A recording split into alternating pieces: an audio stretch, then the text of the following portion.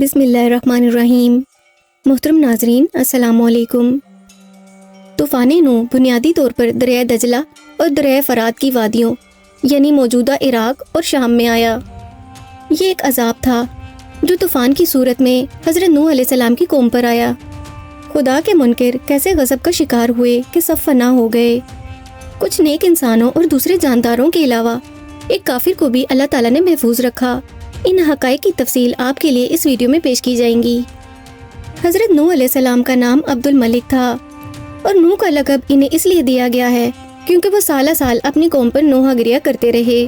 آپ اللہ تعالیٰ کے پیغمبر تھے۔ آپ نے تقریباً 950 سال تک لوگوں کو اللہ کی طرف بلایا۔ صرف 800 لوگوں نے ان کا دین قبول کیا۔ حضرت نوح علیہ السلام سب سے پہلے رسول تھے جنہیں زمین میں مبعوث کیا گیا تھا۔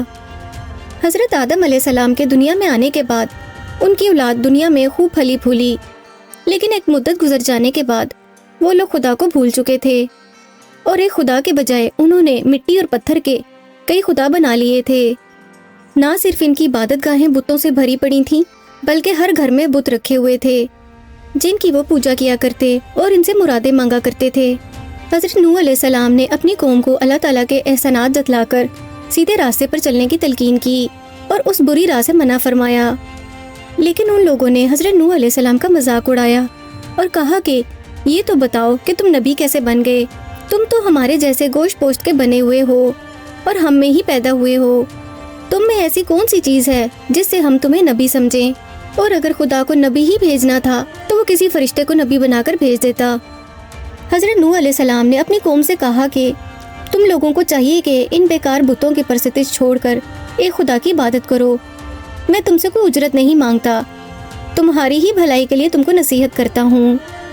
حضرت نوح علیہ السلام نے سالہ سال اپنی قوم میں واعظ و تبلیغ کی اور کوشش کی کہ وہ خدائے واحد کے سچے پرستار بن جائے، مگر ان پر کوئی اثر نہ ہوا، بلکہ جب حضرت نوح علیہ السلام واعظ فرماتے تو ان کو مذاق مستی میں اڑا دیتے، کانوں میں انگلیاں ٹھونس لیتے تاکہ ان کی آواز کانوں میں نہ پہنچ جائے۔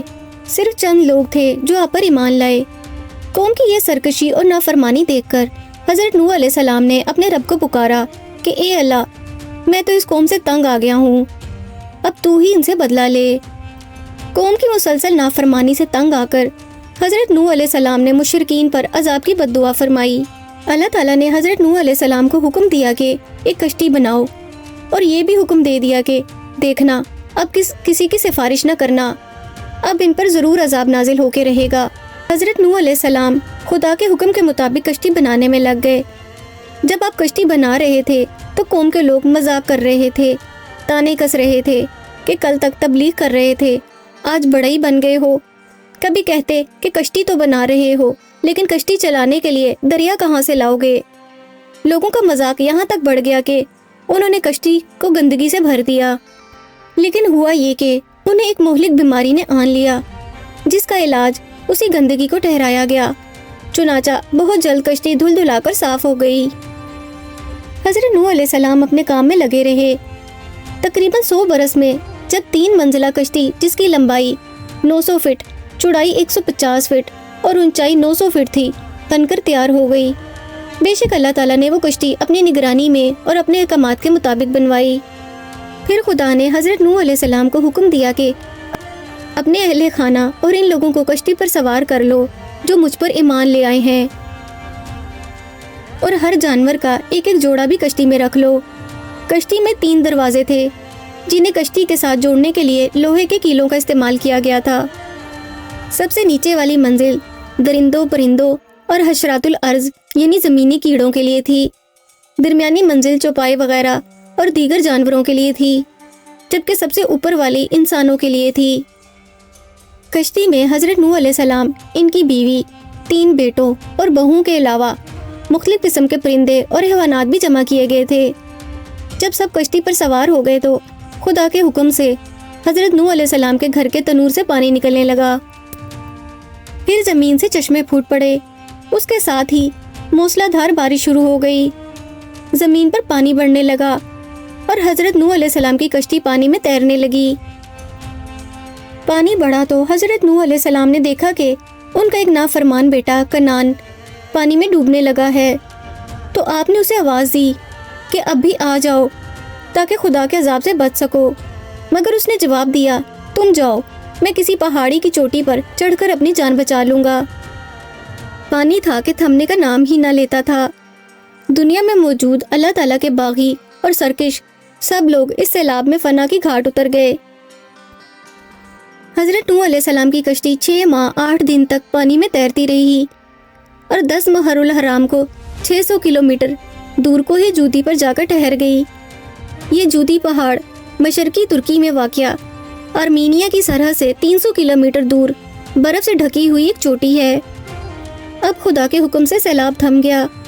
کئی دن تک پانی اترتا رہا اور زمین نے سارا پانی اپنے اندر جذب کر لیا۔ اس کے بعد جب خشکی پیدا ہوئی تب خدا نے حضرت نوح علیہ السلام کو حکم دیا کہ کشتی سے اتر جاؤ، تجھ پر اور وہ لوگ جو تجھ پر ایمان لائے ہیں ان پر ہماری رحمتیں برکتیں نازل ہوں گی۔